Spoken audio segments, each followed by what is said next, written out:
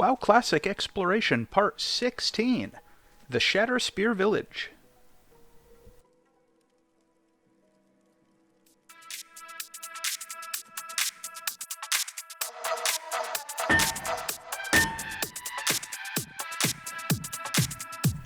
To get into the Shatterspear Village, we're going to begin in western Winterspring at the entrance to Timbermaw Hold. You can see here in the footage, and if you look at my mini-map and on the map here, you'll be able to see the exact spot.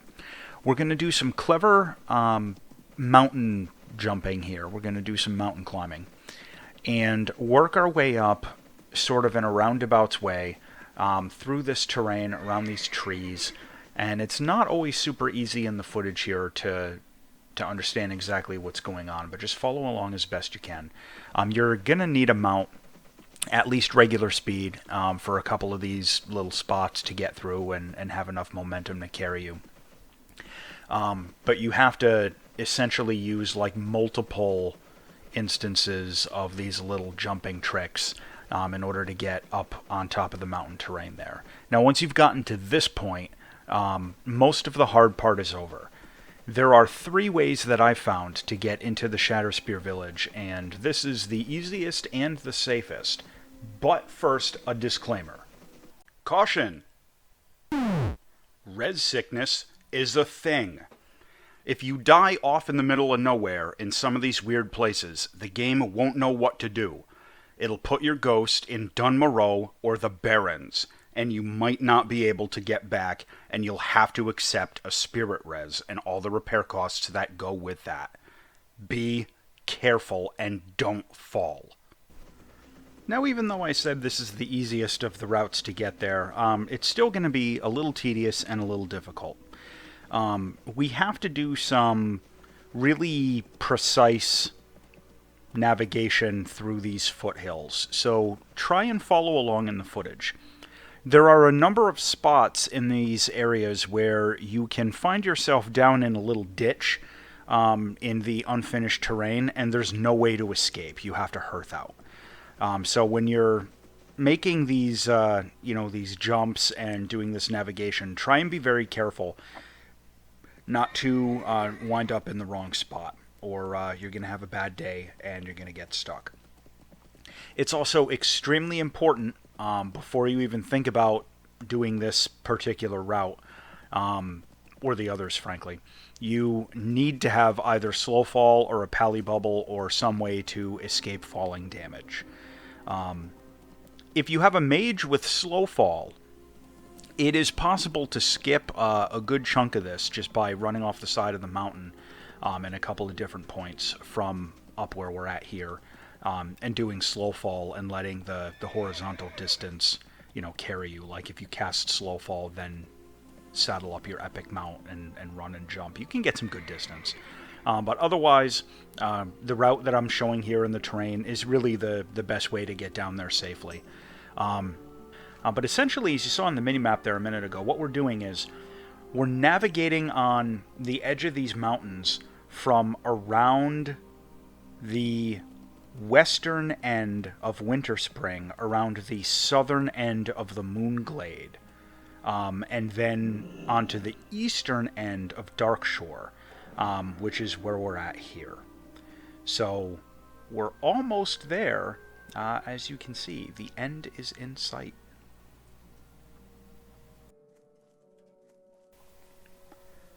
Once you reach this ledge here, you're basically almost there. I'm going to do a cut here so you don't have to watch my pally bubble cooldown. Now, one final little bit of exploration to actually get down into the village. I'm going to use my bubble again to jump off of this ledge, or if you're doing this with a mage or whatever, you can do a slow fall. And then we're going to be down in the Shatterspear Village, and that's when we get to see some really interesting stuff. Again, this area is normally only visible from the air. You're never actually supposed to be able to get here, and explore it on the ground. However, with that said, it is the most finished and most developed, except for maybe the Ironforge Airport, but certainly at least one of the most finished and developed of the inaccessible areas in the game. You've got all these neutral Shatterspear troll NPCs, having a little dance party there, and walking around. One of them even has a unique name, which I thought was really interesting. The majority of the doodads and everything aren't interactable. There's not really a whole lot to do other than checking these guys out and exploring this little troll village with some relatively finished terrain. And as you can see, in the location there, it's kind of in the mountains in between Darkshore and Moonglade. You've got a nice little cave here with a troll tablet, and the detail in here is amazing. Like, there's no way you'd ever be able to see into that cave from the air. So I don't know. I mean, I suppose there's a chance that this was going to have some questing relevance or something at some point. In Cataclysm, they did actually make a quest or two, I believe, that brought you up into here, but in retail, there's nothing. It's inaccessible. You've just got, these neutral troll NPCs, some troll huts, and the cooking fires, and the little doodads. But like, there's this lady here, Lisa DeGino, this odd neutral NPC, or friendly, even though I'm Alliance. And I don't know why she's there. It's kind of a strange thing to have, because again, the way that the flight path goes, you'd never even be able to see her, never mind click on her. But nonetheless, there's a named, unique NPC in this inaccessible village, so that's interesting. I'm sure some people have some theories about, what her story is. Now, one of the things that I wanted to make sure I demonstrated, these NPCs are attackable if you are an Alliance player.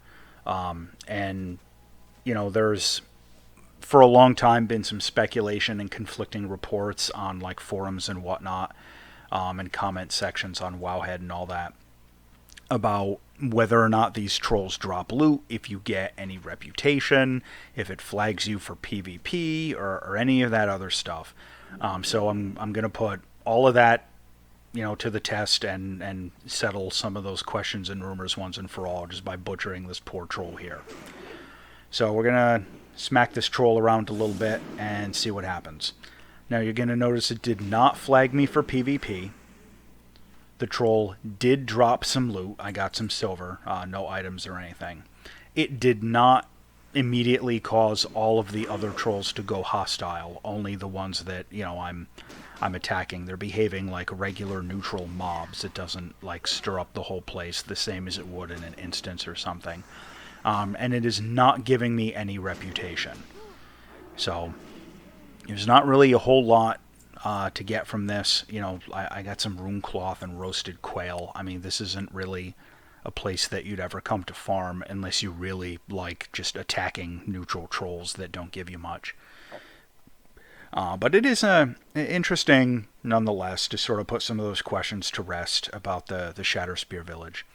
So I'm going to take a quick stroll around the rest of the little troll town here, and I'll let you check out the terrain. And with that, as always, thanks for watching.